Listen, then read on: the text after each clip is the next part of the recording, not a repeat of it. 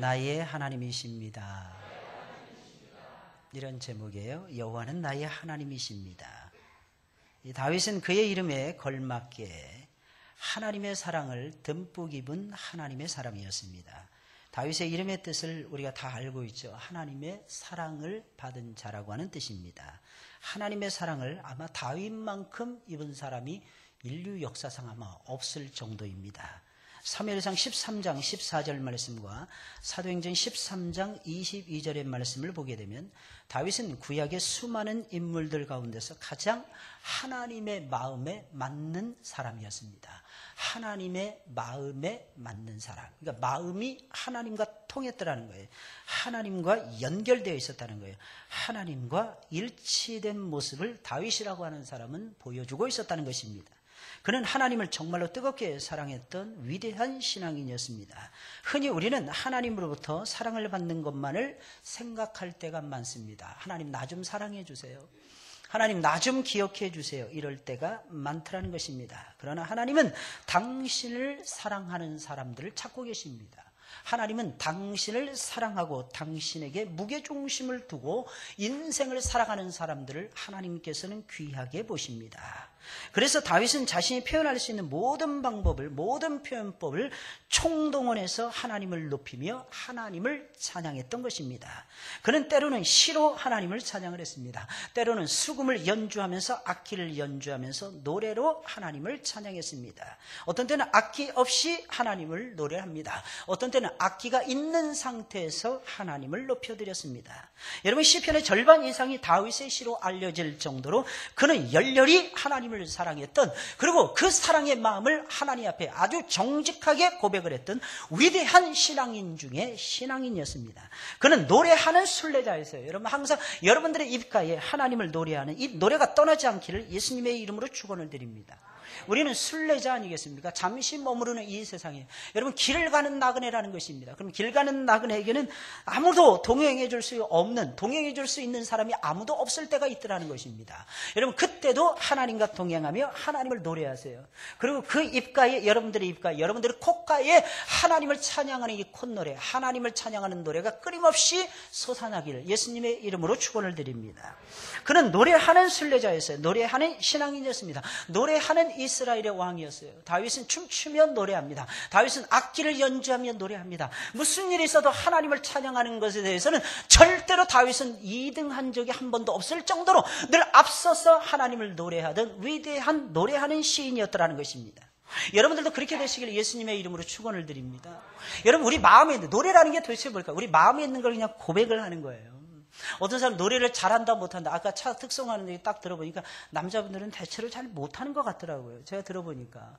그런데 은혜가 되는 거예요. 이유가 뭘까요? 마음에 있는 것을 토로하니까. 마음에 있는 것을. 옛날에 어느 교회를 방문을 했는데 찬송 소리가 이렇게 밖에로 막 흘러나오는 거예요. 막 그래서 너래 뒤지게 못하네. 그리고 딱 들어갔어요. 그 소리가 바로 제 선배 목사님의 음색이었습니다.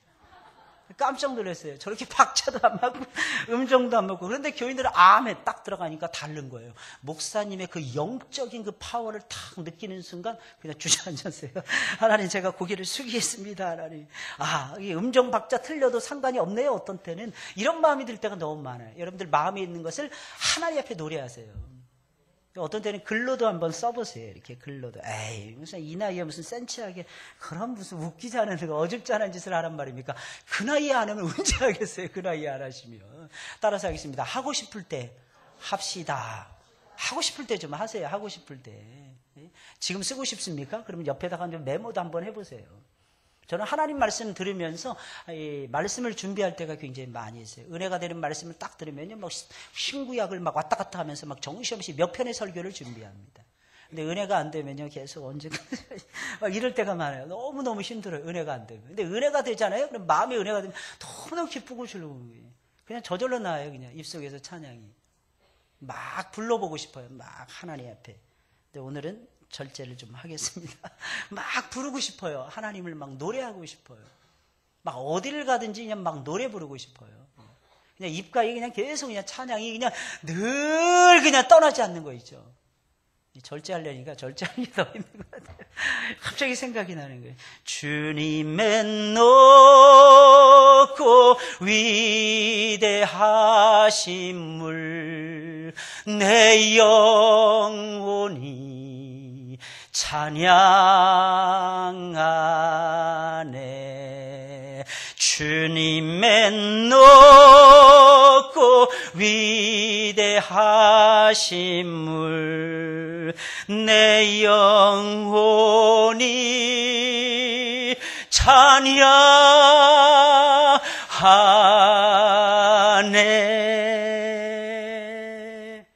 이럴 땐 박수도 한번 쳐주시고 해야지. 더 신이 날 텐데 박수도 안 쳐주세요. 우리 성도님들. 제가 노래 그렇게 많이 부르는데 박수를 안 쳐주시더라고요. 진짜 기분이 너무 나빠서요. 박수 좀 쳐주시고. 갑자기 어떤 때는 막 영어로도 생각이 나요. Then sings my soul, my Savior God to thee. How great thou art, how great thou art. Then sings my soul, my Savior God to thee. How great thou art, how great thou art. 감사합니다.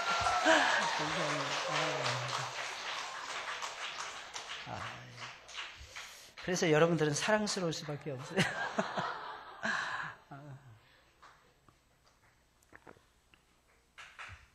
아직도 박수. 흐름을 전혀 못하시는 분들이 간혹가다 있어요. 아무 때나 보시고. 노래한다는 것이 얼마나 시원하게 해주는지 몰라요. 우리 마음, 우리 닫혀진 마음을 활짝 열어놓는 거예요. 그래서 우리 예배 드리기 전에 마음껏 노래하는 거예요. 마음껏 찬양하는 거예요. 여러분 기왕이면 2시 한 15분쯤에 여기 와서 앉으세요. 앉아 계시면 이 찬양 소리가 내 마음을 고요하게 만듭니다. 내 마음을 시원하게 만듭니다. 내 마음을 뜨겁게 만듭니다. 내 마음을 즐겁게 만듭니다. 내 마음을 올라가게 만들어 주더라는 것입니다. 이게 찬양의 힘이에요.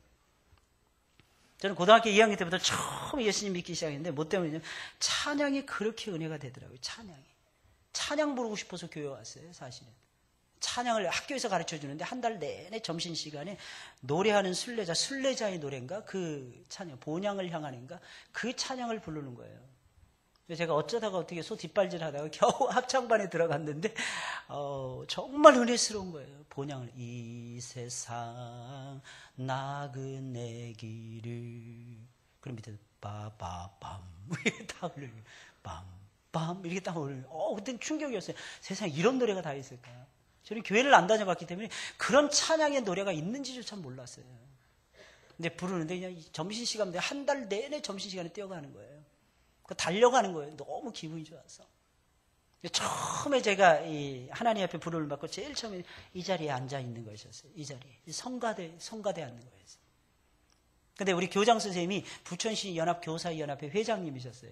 인사를 하는 거예요. 그러니까 우리 막 불신자들이 섞여 있으니까 아무 때나 막 박수 치니까 교장 선생님 이름만 나와요. 예배 도중에 아무 때나. 무식이 담대하다고 진짜. 나 그때 생각하면 저도 막 신나게 막 박수. 우리 교장 선생님 나온다. 근데 그 교장님이 5개월 만에 딱 돌아가셨어요. 조남도 고철용 교장 선생님이. 고철용. 근데 그렇게 하나님을 사랑하시는 집사님이었어요. 저희 학교에 딱 부임하시자마자 도대체 아이들에게 공부만 가르치는 학교가 이게 무슨 학교냐고 막 그러시는 거예요. 지금도 생각이 나요. 그분의 그 영결식장에서 우리가 찬양을 불렀거든요. 우리 학교 그 합창반이 노래를 부르는 거예요. 눈물이 얼마나 쏟아지는지. 그때 처음 장례곡을 배우게 됐어요. 그 장례곡도 그때 배우면서. 그게 3개월, 1983년도 3월, 4월, 5월 달에 벌어진 사건이었어요. 제 인생에서 잊어버릴 수 없는 사건들이었어요. 그러니까 노래를 너무 좋아하니까 교회 가고 싶은 거예요. 교회 가서 찬송 부르는데 그렇게 행복한 거예요. 찬송 한 곡 부를 때마다 내 영혼이 막 살아나는 것 같아요. 내 영혼이. 그러다가 2년도 못 돼서 저는 찬송가 리더가 됐어요. 찬양 인도자가 됐습니다. 어떻게 됐을까요? 제가 대학을 딱 들어갔는데 CCC라는 클럽에 들어갔어요. 클럽에 딱 들어가자마자 그날 앉아가지고 이 찬미 예술가문가 이 찬양집이 있어요. 거기서만 발간되는 그 찬양집을 1번부터 시작해서 마지막 장까지 앉은 자리에서 다 불렀어요. 앉은 자리에서 전부 다 한 3명인가 같이 기타 치면서 같이 딱 불렀는데 마지막 딱 끝나니까 그 다음부터 찬송가가 귀에 다 쉽더라고 보니까. 한 번 하니까 한 번 고개를 넘어가는 게 중요해요. 한 번 고개를 딱 넘어가면 아주 쉬워집니다. 저 고개 언제 넘어가지? 그냥 넘어가 보면 되는 거예요. 넘어가 보면. 찬송도 마찬가지. 1장부터 마지막 장까지. 제가 옛날에 뉴질랜드에서 살 때 홈스테이 한 4명, 5명씩 할 때 애들 다 앉혀놓고 1장부터 예배 드릴 때마다 찬송을 불렀어요. 죽을 때가 더 많았습니다. 앞부분은 모르는 찬송이 너무 많잖아요. 그런 찬양을 하죠. 거룩 거룩 거룩 이건 다 하는 거예요. 근데 다른 찬양은 모르는 게 너무 많은 거예요. 삑사리가 나는 거예요. 음정이 삑사리가 나는 거예요. 근데 부르다가 막 웃는 거예요. 제가 막 참다가 막 제가 막 왜 다 틀리니까 막 웃음이 나는 거예요. 제가 웃으니까 애들도 신나가지고 막 웃는 거예요. 아, 목사님 찬송 부르다가 웃어봤네요. 막 그러는 거예요. 애들이 너무 좋다는 거예요. 여러분 찬송 부르다가 웃어봤습니까? 미치지 않고서는 그렇게 하기 힘들어요. 그런데 하나님 앞에 정말 은혜 속에 찬송을 부르다 보면요, 그 감동은 이루 말할 수가 없어요. 틀려도 좋아요. 이거를 했던 사람이 다윗이라고 하는 인물이었습니다. 그럼 하나님을 왕으로 모시고 살았던 다윗은 본문 말씀을 통해서 뭐라고 고백하고 있습니까? 간단해요. 여호와는 나의 하나님이십니다. 이게 다윗의 위대한 신앙 고백이었어요. 여러분 노래를 부를 때는 주제가 선명해야 돼요. 주제가 분명해야 됩니다. 하나님은 우리 모두의 하나님이 되십니다. 하지만 그분은 특별히 나 개인을 위해서 역사하시는 나의 하나님이 되신다는 것입니다. 이것이 다윗의 생각이었습니다. 다윗은 하나님은 다른 어떤 특정한 사람들만의 하나님이 아니라고 생각을 했습니다. 많은 사람들은 간증만을 듣기를 좋아해요. 여러분 간증만을 들으려고 하지 마시고 여러분들의 간증을 만들어 가시길 예수님의 이름으로 축원을 드립니다. 우리가 주인잖아요. 우리가 간증을 만들어 가야죠. 우리가 하나님을 노래해야죠. 우리가 하나님을 높여드려야죠. 누가 하나님을 높여드릴 수가 있겠습니까? 다윗의 생각이 그랬다는 거예요. 다윗이 고백한 것처럼 하나님은 고백했던 것처럼 하나님은 나의 하나님이십니다. 하나님이 나의 하나님이라는 것을 알아야 우리 하나님이라는 사실을 드러낼 때도 감동적이지 않겠습니까? 다윗은 보면 1절 3절에서만 무려 12번 이상이나 내가 나의 뭐 이런 내가라고 하는 1인칭 단수 대명사를 사용합니다. 근데 1인칭 단수 대명사를 누구하고 연결시냐? 하나님과 연관을 지어요. 나의 하나님, 내가 하나님을 노래하나이다. 이런 식으로 계속해서 하나님과 이 칭호를 인칭 대명사를 연결시켜서 사용하더라는 것입니다. 그래서 본문에서 가장 많이 등장하는 말이 무엇이냐? 딱 두 단어입니다. 나 그리고 하나님 여호와입니다. 사랑하는 여러분들 믿으시기를 예수님의 이름으로 축원을 드립니다. 변화선서에서 베드로와 요한이 체험을 했잖아요. 요한과 야고보가. 예수님은 딱 만났는데 온데간데 무엇에도 나타나고 다 등장하는데 온데간데 아무도 없고 나중에 눈을 탁 떠보니까 오직 예수만 보이더라. 오직 구속한 주만 보이더라니. 그리고 나만 보이더라는 겁니다. 사랑하는 여러분들 믿으시기를 예수님의 이름으로 축원을 드립니다. 다윗은 성경에 나오는 어떤 인물들보다도 파란만장한 삶을 살았던 고난의 인물이었어요. 여러분 다윗만큼 여러분 복을 받기를 원하시죠? 다윗처럼 여러분들이 복의 축복의 노다지를 캐는 그런 사람들이 되기를 원하지 않습니까? 그러시면 여러분들이 아셔야 되는 사실상 아주 중요한 사실이 있습니다. 그것이 무엇입니까? 다윗처럼 고난을 받으셔야 됩니다. 다윗처럼 고난을 받아야만이 다윗처럼 유명해질 수 있어요. 다윗처럼 연단을 받아야만이 저와 여러분들이 다윗처럼 축복을 누리는 축복의 사람이 될 수 있는 겁니다. 많은 사람들은 그저 공짜로 생각해 고난 없는 축복을 사모하더라는 것입니다. 여러분 절대로 그렇지 않습니다. 아마 그만큼 고난을 많이 당한 사람이 없을 것입니다. 그러나 그런 고난 중에도 조금 더 망설이거나 주저하지 않습니다. 그러면서 하나님을 향해서 고백을 하는 거예요. 하나님은 나의 하나님이 되십니다. 멋진 고백 아니겠습니까? 아무리 고난이 모진 비바람이 불어온다 할지라도 다윗의 심령은 흔들리지 않고 하나님을 향해서 진군을 하고 있었던 거예요. 하나님을 향해서 나아가고 있었다는 것입니다. 우리도 이제부터는 다윗처럼 누구를 만나든지 어디를 가든지 여러분들이 무슨 사건이 여러분들의 목전에 펼쳐지든지 전혀 상관이 없이 여호와 하나님은 나의 하나님이 되십니다. 나의 하나님이십니다. 이 뜨거운 놀라운 신앙 고백을 올려드리시는 여러분들이 되시기를 주님의 이름으로 축원을 드립니다. 그럼 우리가 만나고 체험하고 입으로 고백해야 되는 나의 하나님, 어떤 하나님이십니까? 그 하나님은 내 인생의 여정 가운데서 나의 힘이 되신 하나님이십니다. 내 인생의 여정 가운데서 나의 힘이 되신 분이 하나님이시라는 것입니다. 1절 말씀을 보니까 나의 힘이 되신 여호와여 내가 주를 사랑하나이다. 다윗은 첫 마디가 이거였어요. 나의 힘이 되신 여호와여 내가 주를 사랑하나이다. 다윗은 정말로 중요한 신앙의 자세를 저와 여러분들에게 보여주고 있습니다. 그는 자신이 가지고 있는 지혜가 그의 힘이라고 말하지 않았어요. 그는 자신이 소유하고 있는 재물이 그의 힘이 된다고도 말하지 않았습니다. 엄청난 재물을 가지고 있었고 엄청난 지혜를 가지고 있었습니다. 심지어는 그는 그가 누리고 있는 왕의 보좌가, 그가 누리고 있는 모든 권력이 그의 힘이 된다고도 말하지 않았습니다. 오직 그는 고백을 합니다. 여호와 하나님만이 나의 힘이 되십니다. 우리가 가지고 있는 능력, 우리가 가지고 있는 기술, 재주, 지혜, 경험, 내 주변에 있는 나의 사람들이라고 말하는 사람들, 우리에게 약간의 힘은 실어질 수가 있을 것입니다. 그러나 근본적인 우리의 힘은 될 수가 없는 것입니다. 하지만 하나님을 사랑하는 데 있어서 가장 중요한 힘은 바로 하나님 자신이라는 것을 저와 여러분들이 명심해야 할 것입니다. 그래서 다윗은요, 죽기 전에 솔로몬 왕을 불러놓고 이렇게 말을 합니다. 역대상 28장 9절에 나와 있는 말씀이에요. 내 아들 솔로몬아, 너는 내 아들 솔로몬아, 너는 내 아비의 하나님을 알고 온전한 마음과 깊은 뜻으로 그를 섬길지어다. 다윗의 유언이었어요. 다윗의. 왜 그런 것입니까? 하나님을 아는 것이 가장 큰 힘이고 하나님을 섬기는 것이 가장 큰 기쁨이다 하는 것을 다윗은 알고 있었기 때문입니다. 아니, 뼈저리게 인생의 여정을 겪으면서 다윗의 마음속에, 다윗의 뼛속에 뼈저리게 체험을 했던 위대한 사실, 하나님을 알고 하나님을 아는 것이 곧 그의 힘이더라는 것입니다. 그러니 이렇게 당부할 수밖에 해요. 우리는 나그네들 아닙니까? 여러분, 길 가는 나그네들이에요. 여러분, 길 가는 나그네들에게 제일 필요한 것이 무엇이라고 생각하십니까? 저는 단연 힘이라고 생각을 합니다. 힘이 없으면 못 돼요. 힘이 없으면 못 걸어가게 되어 있습니다. 힘이 없으면 원하는 목적지까지 이룰 수가 없습니다. 여러분, 이 세상은 일하는 일터와도 같습니다. 일꾼인 우리들에게 가장 필요한 것이 무엇입니까? 힘이에요, 힘. 여러분, 이 세상을 전쟁터라고 말하고 있지 않습니까? 여러분, 전쟁하는 군인에게 제일 필요한 것이 무엇이라고 생각하십니까?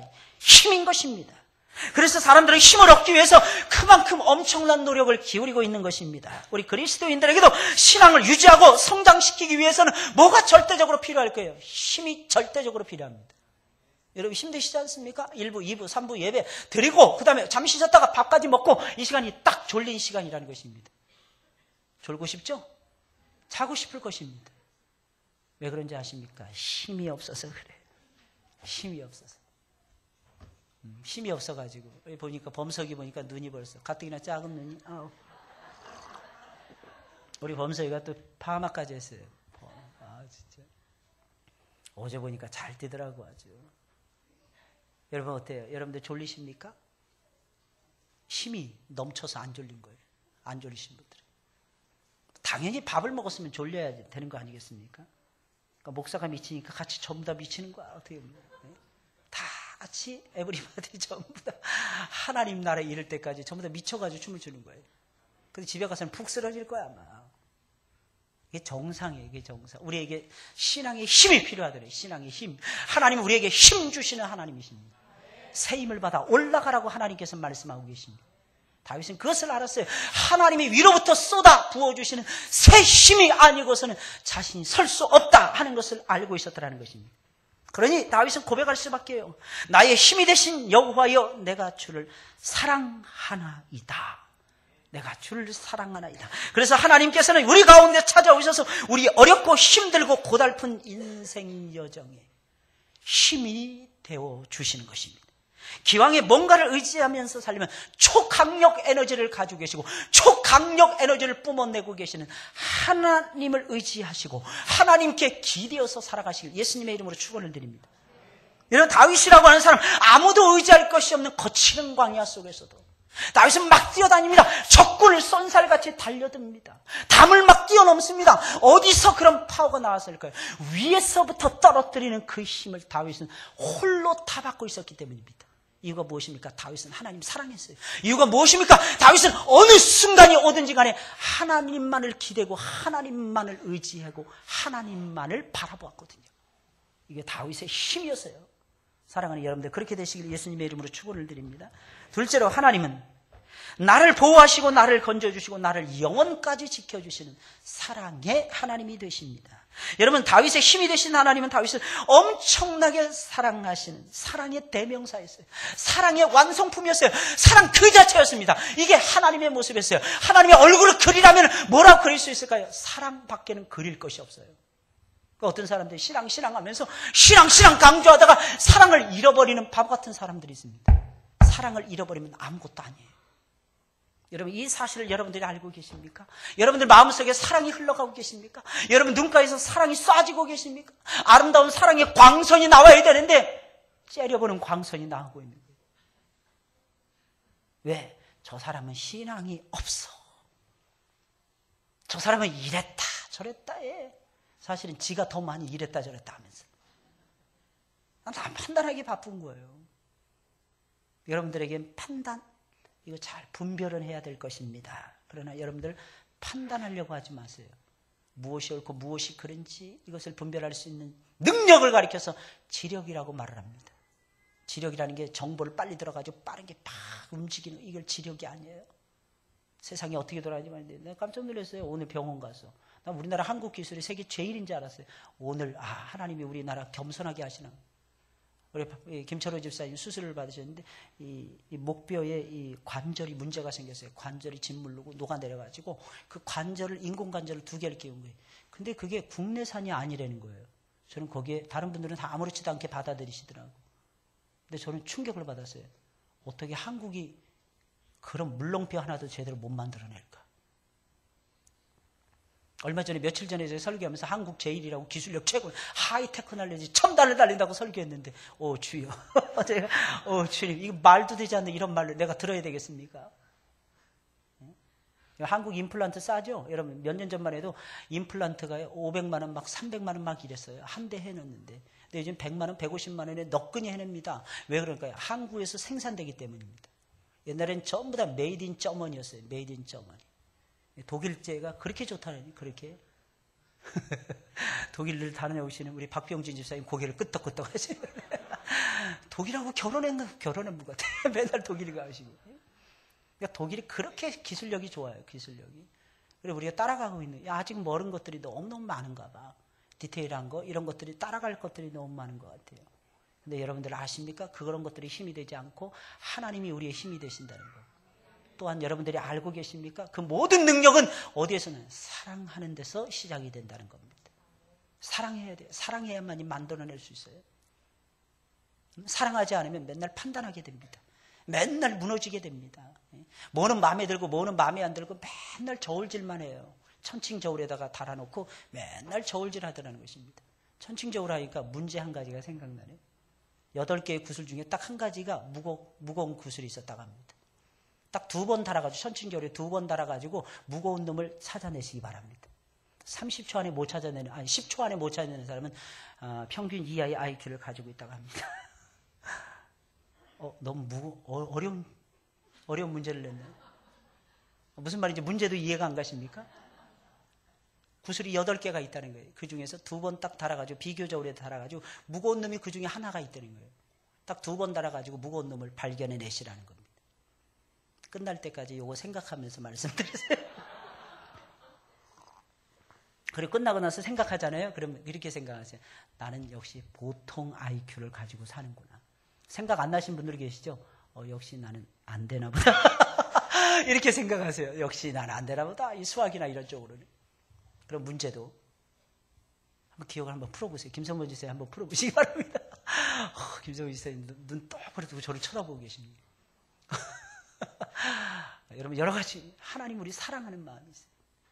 그리고 하나님을 우리가 사랑해야 됩니다. 그리고 우리가 하나님이 만드신 모든 세계를 사랑할 줄 알아야 돼요. 그래서 자연의 법칙도요, 사랑할 수 있어야 돼요.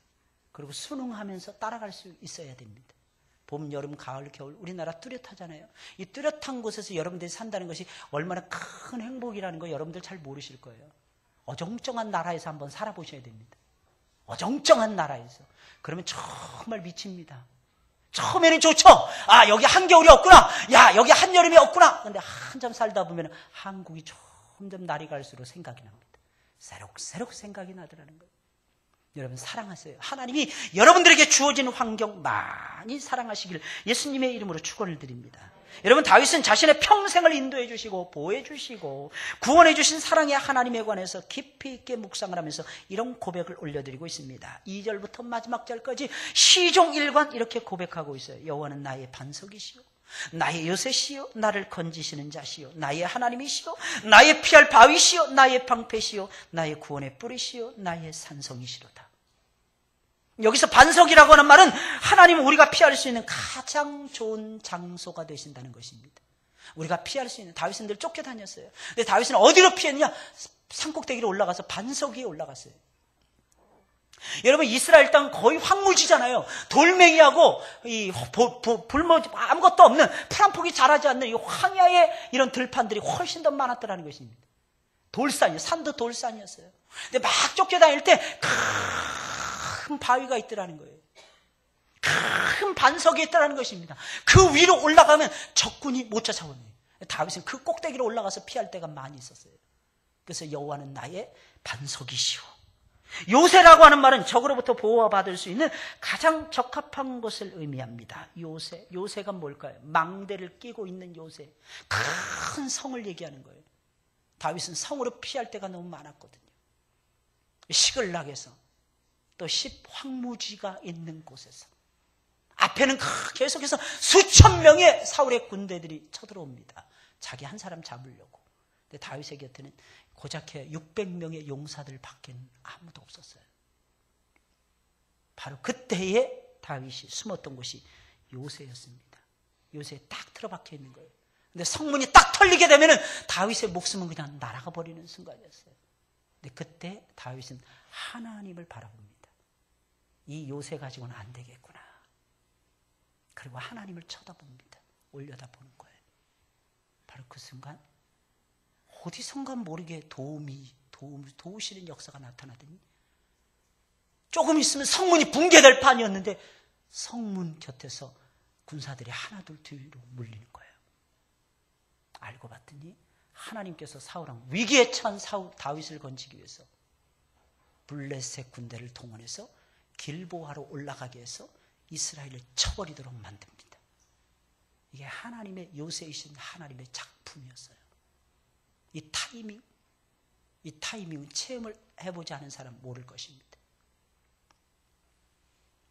구원의 뿔과 방패라고 하는 말은 하나님은 우리의 온몸을 적으로부터 막아주시는 분이라는 것입니다. 막아주신다는 거예요. 적으로부터 보호하신다는 거예요. 아무튼 하나님은 다윗이 수많은 대적들에게 쫓겨다닐 때마다 다윗의 반석과 요새가 되어주셨습니다. 여러분 어디에도 다윗을 받아줄 만한 좋은 장소는 이스라엘 땅에 없었습니다. 하지만 하나님의 품은 언제나 위기를 만난 다윗이 숨어 들어갈 수 있었던 최적의 가장 좋은 장소였습니다. 여러분 또한 하나님께서는 골리앗의 칼날과 수많은 전쟁터에서 날아오는 화살들로부터 다윗을 보호해주는 구원의 뿔과 방패가 되어주셨습니다. 다윗이 위기를 엄청나게 많이 당하잖아요. 사무엘하 마지막 부분에 나오고 있고 역대상 마지막 부분에 많이 나오는 내용 아니겠습니까? 다윗이 위기를 당할 때 어떤 장수가 나타나가지고 대신 막아주면서 다윗을 건져내었더라 하는 내용들이 계속해서 나오고 있지 않습니까? 다윗은 하나님을 의지하고 적군을 막 뛰어다녔던 그런 사람이었습니다. 여러분 적군 사이를 휘젓고 돌아다니다 조자룡도 아닌데 말이에요. 어떻게 그렇게 할 수 있었겠습니까? 그런데 다윗은 그렇게 했어요. 무엇 때문에? 하나님이 보호하신다는 것이었습니다. 이건 객기가 아니었어요. 다윗의 믿음이었습니다. 믿음하고 객기는 다릅니다. 객기는 아무런 근거 없이 혼자 폼 잡는 것을 가리켜서 객기라고 말을 해요. 그래서 다윗은 폼 잡기 위해서 그렇게 했던 것이 아닙니다. 하나님을 믿었기 때문이라는 거예요. 하나님이 역사하신다 하는 사실을 다윗은 확신을 하고 있었기 때문입니다. 이 확신이 믿음이라는 거예요. 믿음. 여러분들 근거가 분명했다는 것입니다. 이 근거가 오늘 본문에 나와 있는 이 말씀이에요. 구원의 뿔과 방패가 되신다는 것입니다. 이 사랑의 하나님을 저와 여러분들이 날마다 체험하면서 살아가야 될 것입니다. 그럼 우리는 어떻게 해야 이처럼 힘있게 역사하시며 우리를 보호하시고 건져주시는 사랑의 하나님을 만날 수가 있는 것입니까? 단순해요. 답은 의외로 쉬운 데 있습니다. 기도해야 합니다. 기도하지 않으면 이 체험 못해요. 근데 기도하려고 하면 방해되는 것들이 너무 많죠. 새벽 예배 드리겠다 작정했는데 옆에 있는 사람이 잠을 자다가 개종시기를 눌러버렸어. 그리고 지도 잡버려. 그러니까 새벽에 열심히 드리는데 가려고 그랬는데 오다가 누굴 만났어. 안 좋은 사람. 세상에서 제일 미워하는 사람을 또 만나는 거야. 아이씨, 그냥 집에 갈까? 이럴 때가 많잖아요. 기도하려고 하면 우리 교회가 좀 기도한다고 하니까 마귀가 계속해서 건드리는 걸 느껴요. 근데 여러분 꼭 기억하세요. 하나님은 회복의 영을 우리에게 부어주시고 우리의 삶을 회복시켜 주실 것입니다. 뭔가 고쳐야 될 부분이 있으니까 하나님이 어려움 주시는 거예요. 염려하지 마세요. 두려워하지 마세요. 왕이신 하나님이십니다. 주권적인 하나님이십니다. 하나님의 소버리니티를 믿으세요. 하나님의 절대하신 주권을 여러분들이 믿으세요. 그리고 가슴에 딱 간직하세요. 하나님의 킹십을 믿으세요. 하나님은 왕권을 가지고 계십니다. 왕권. 그 왕권에 우리는 순응하면서 따라가면 되는 것입니다. 그 왕권에 순응한다. 그 증거가 무엇입니까? 기도인 것입니다. 기도예요. 기도. 하나님 앞에 나오셔서 여러분들 부르짖어 기도하세요. 문제를 안고 잊지만 마시고 그 문제를 하나님 앞에 가져와서 털어놓으세요. 다윗은 문제를 만날 때마다 무릎을 꿇습니다. 문제를 만날 때마다 기도합니다. 왕이었어요. 그럼에도 불구하고 다윗은 나약하고 초라한 모습을 과감하게 드러내고 있었다는 것입니다. 여러분들 같으면 그렇게 할 수 있겠습니까? 내가 다 압니다. 이렇게 뻐겼을 수도 있어요. 나는 얼마든지 기도했습니다. 기도했는데 왜 하나님께서 나에게 역사 안 해주신지 모르겠습니다. 그런 우스꽝스러운 말을 할 때가 너무 많잖아요. 절대로 그렇지 않습니다. 우리는 항상 기도가 모자랍니다. 계속해서 기도하시면서 여러분들 승리하시길 예수님의 이름으로 축원을 드립니다. 18편 6절에 있는 말씀이에요. 기도하는 다윗의 모습이 나오고 있어요. 내가 환난에서 여호와께 아뢰며 나의 하나님께 부르짖었더니 저가 그 전에서 내 소리를 들으시며 그 앞에서 나의 부르짖음이 그 귀에 들렸도다. 다윗이 기도할 때마다 하나님이 역사하십니다. 마치 짝이라도 하신 것처럼 하나님은 그렇게 움직이십니다. 이유가 무엇입니까? 내가 기도하면 내가 들으리라 하나님이 약속하셨기 때문입니다. 부르짖으라는 거예요. 하나님은 부르짖으면 내가 응답해 주시겠다는 거예요. 누가? 내가 응답해 주시겠다는 거예요. 누가? 내가 응답해 주시겠다는 거예요. 누가? 내가 응답해 주시겠다는 것입니다. 이게 하나님의 역사예요. 믿으세요 제발. 여러분 보통 보면은요, 세상 사람들은 높은 지에 앉고 실력자가 되면은 자신의 권력이나 실력으로 모든 것을 헤쳐나가기 위해서 온갖 안간힘을 다 씁니다. 그런데 다윗은 그렇지가 않았어요. 목동이었을 때나 왕이 되었을 때나 하나님 앞에서 나라가 평안했을 때나 나라가 위기를 당했을 때나 다윗은 시종여일하게 하나님께 무릎을 꿇습니다. 부르짖어 기도합니다. 그대로 그 모습을 간직을 합니다. 여러분 사랑하는 여러분들 기도해야 합니다. 그래야 여러분들이 살아날 수 있습니다. 응답이 없는 것 같이 보인다 할지라도 기도하면 응답이 있어요. 기도하면 들어주십니다. 기도하면 하나님 만날 수 있습니다. 진노하시고 심판하시는 하나님이 아니라 나를 사랑하사 나를 보호하시고 나를 지켜주시고 나를 푸른 초장 맑은 시냇가로 이끌어 가시는 인도에 가시는 사랑의 하나님을 만날 수가 있게 되는 것입니다. 지금도 하나님께서는 구름을 타시고 움직이십니다. 바람을 날개로 삼으셔서 우리 가운데 쏜살같이 내려오십니다. 구름을 뚫고 구름 사이로 우리는 안 보이는데 하나님 오고 계십니다. 그러면서 구원을 베푸십니다. 생명을 주십니다. 사랑하십니다. 가장 좋은 것을 여러분들의 품 안에 안겨주고 계십니다. 셋째로 하나님은 당신의 백성들에게 복을 부어주시는 축복의 하나님이 되십니다. 여러분 20절에 있는 말씀입니다. 여호와께서 내 의를 따라 상 주시며 내 손에 깨끗함을 조차 갚으셨으니 상 주시고 갚아주시는 하나님이었어요. 상 주시고 갚아. 24절에도 똑같은 고백이 나옵니다. 역시 아름답고 진실한 신앙 고백은 반복하고 싶어지는 것 같아요. 끊임없이 고백하며 반복해서 고백하며 하나님 앞에서 조금 드러내고 싶은 이런 마음이 생기는 모양입니다. 여러분 하나님은 의인된 우리의 삶에 반드시 복을 부어주시는 축복의 하나님이십니다. 우리가 믿는 하나님 분명히 상 주시는 하나님이에요. 우리가 믿는 하나님 분명히 갚아주시는 축복의 하나님이십니다. 무슨 일이 있어도 하나님을 의심하지 마세요. 좋은 것을 우리에게 주시는 하나님 아버지가 되십니다. 믿으세요? 반드시 상 주시며 갚아주시는 하나님을 믿으세요. 하나님께서는 의를 따라서 우리에게 상을 베풀어 주십니다. 하나님은 치우침이 없는 공의의 하나님이십니다. 그래서 하나님 우리에게 상 주실 때 그냥 주시는 것이 아니라 의를 따라 주십니다. 언제나 우리 손의 깨끗함을 따라서 갚아주십니다. 우리가 불의한 가운데 있는데도 불구하고 우리의 손을 들어주시는 하나님이 아니십니다. 그건 이방의 우상신이나 그렇게 하는 거고, 우리가 믿는 하나님은 그런 하나님이 아니십니다. 우리는 보통 이렇게 생각하죠. 내가 하나님의 아들인데 하나님 나 용서해. 하나님의 아들이기 때문에 안 봐주십니다. 여러분들 오해하지 마세요. 여러분들 힘들고 어려울 때도 여러분들이 제대로 걸어가야 하나님이 그 기분 좋아하시지. 엉뚱한 짓 하면서 빠른 길 했다가는 하나님 앞에 나중에는 큰 경을 치게 됩니다. 이 사실을 믿으셔야 돼요. 예수님을 사랑하면 사랑할수록 무슨 마음이 생기면 바르게 살아야 되겠구나. 옳은 길을 걸어가야 되겠구나. 이 마음이 생깁니다. 대충 이것도 하나님 받아주시고 저것도 하나님 받아주시겠지 이렇게 생각하시는 분은 빨리 생각을 접으시기 바랍니다. 하나님은 바르게 역사하시는 하나님이십니다. 그럼 언제 우리에게 상을 주시고 갚아주십니까? 그날과 그때는 아무도 모릅니다. 따라서 하겠습니다. 목사님도 모르시겠네요. 네, 저도 모릅니다. 저한테 물어보지 마세요. 어떤 분들은 그렇더라고. 어떤 분에게 이 교회에서도 점치듯이 이렇게 하시는 분들이 계시더라고. 예언이니 뭐니 하면서. 원래 성경에 나오는 예언이라고 하는 말은요, 첫째는 하나님 말씀을 의미할 때도 있고, 두 번째는 상담을 의미할 수도 있어요. 상담을 하면서, 상담이 예언이죠. 그러니까 인도하심을 찾는 거예요. 하나님의 인도하심을. 근데 막 그걸 가지고, 목사님, 하나님이 당신에게 이 말씀을 주셨습니다.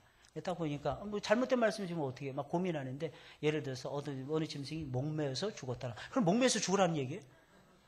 그 앞뒤 문맥을 잘 살펴봐야 돼요. 그런 분이 있었다면서요. 그 일을 속히해라. 그 다음 말씀, 이거 잘못했다고. 다른 말씀 이렇게 찾았는데, 너는 빨리 그 일을 속히하라. 목매어 죽는데, 그 다음에 그 일을 속히하라는 거예요. 그 다음에 아무래도 이상하게 또 다른 말씀, 주저하지 말고 다시 속히하라. 이랬대잖아요. 말도 안 되는. 그렇지 않아요, 여러분들. 그렇게 해서 하나님의 뜻을 구해서는 안 됩니다. 하나님의 뜻은요, 깊이 있게 묵상을 하셔야 돼요. 그럼 첫째, 말씀을 통해서 말씀을 듣는데 나에게 특별히 감동이 되는 그런 말씀이 있어요. 두 번째, 내 마음이 그쪽으로 전에는 한 번도 가본 적이 없는데 내 마음이 이상하게 자꾸 그쪽으로 쏠리는 경우가 있습니다. 그러니까 첫째는 말씀이고 두 번째는 마음이에요. 세 번째는 그쪽으로 쏠리는데 전에는 닫혀 있어서 못 갔어요. 근데 이상하게 안 될 일인데 될 때가 많아요. 이상하죠. 근데 평상시에도 늘 되던 길이에요. 안 될 때도 있습니다. 그건 가지 말라는 뜻이에요. 하나님 환경을 통해서, 세 번째는 환경을 통해서 역사하십니다. 아버지의 뜻은 그렇게 구하는 거예요. 근데 많은 사람들이 그렇게 구하지 않고 자기 기분대로 해요. 기분 나빠서 이거 못하겠다는 거예요. 그러니까 하나님도 기분 나빠서 내가 안 들어줄게. 이러시는 거야, 하나님도. 맨날 기분파야. 그러니까 하나님도 기분파야. 왜? 내 수준에 하나님 맞춰서 역사하시는 좋으신 하나님이시니까. 그렇지 않으면 여러분들의 손에 칼을 들려주는 거거든요. 그 칼을 막 음식 만들었으면 그 칼은 좋은 칼 아니겠습니까? 근데 그 칼을 잡으면서 사람을 찔러주는다. 엉뚱한 짓을 해보세요. 그러면 그 칼은 나쁜 칼이 되는 거예요. 근데 그 칼이 나쁜 게 아니고 그 칼을 쓰는 그 나쁜 놈인 거예요. 그 나쁜 놈. 꼭 이 사실을 명심하세요. 그러니까 여러분들 그러지 마시고 하나님의 뜻을 제대로 잘 구하세요. 잘 구해서 하나님의 뜻을 이루어가세요.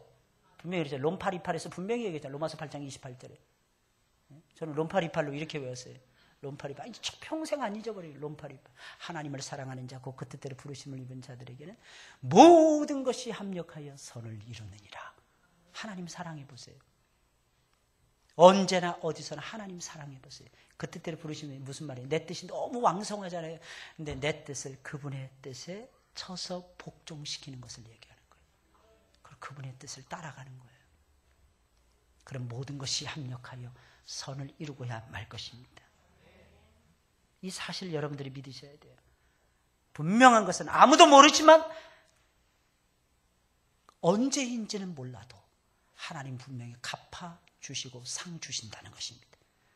물론 역경과 고난은 있을 것입니다. 그러나 분명한 것은 갚아주신다는 것입니다. 여러분 지금 고난 중에 계십니까? 그 고난이 영광스러운 것으로 바뀌어질 때가 곧 오고야 말 것입니다. 사실 다윗의 의가 뭐 그리 대단했겠습니까? 그의 손이 깨끗하면 얼마나 깨끗했겠습니까? 다윗은 수많은 전쟁터를 누비며 무수한 사람들의 피를 흘렸던 장본인이었습니다. 어떻게 보면 살인자였어요. 살인자. 그러나 하나님은 다윗을 누구보다도 의롭게 보십니다. 그의 손을 깨끗하다고 하나님은 인정해 주십니다. 이유가 무엇입니까?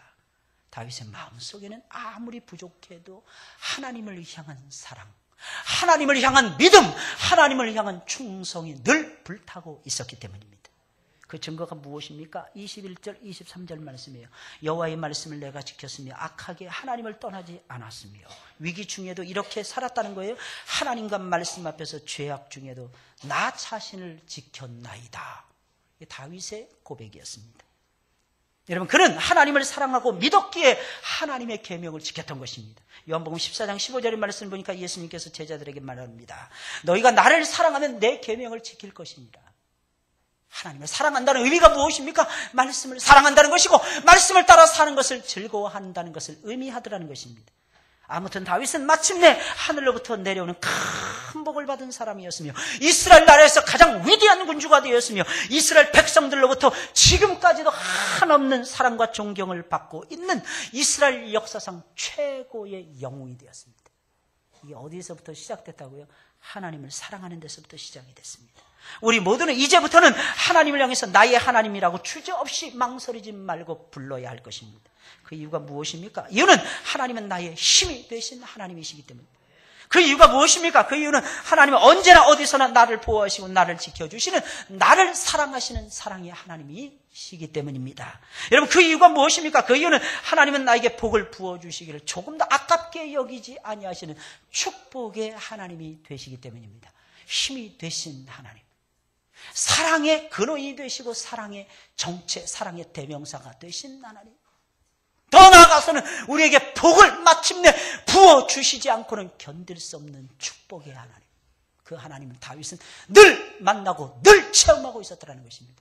그래서 고백을 보세요. 나의 힘이 되신 여호와여, 내가 주를 사랑하나이다. 여러분, 이 고백을 항상 하나님 앞에 올려드리시는 여러분들이 되시길 주님의 이름으로 부탁을 드립니다.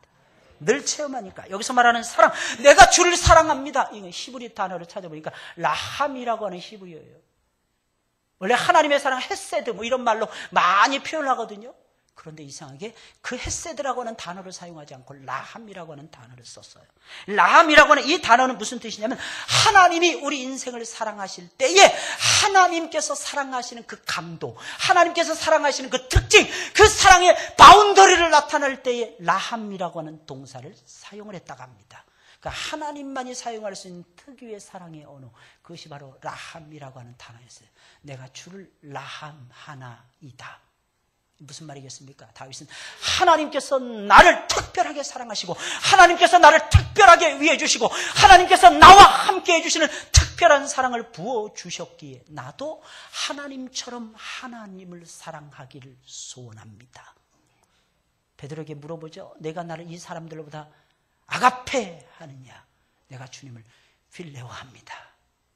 내가 주님을 필레오합니다. 두 번 물어봤을 때, 세 번 물어봤을 때 똑같은 대답을 합니다. 두 번째까지는 아가페로 물으십니다. 마지막 세 번째 주님께서 내가 나를 사랑하느냐? 필레오로 물어보십니다. 그때 베드로가 대답합니다. 주여, 내가 주님을 필레오 하는지 주께서 아시나이다. 그러나 다윗의 마음 보세요. 하나님을 나는 아가페 하고 싶습니다.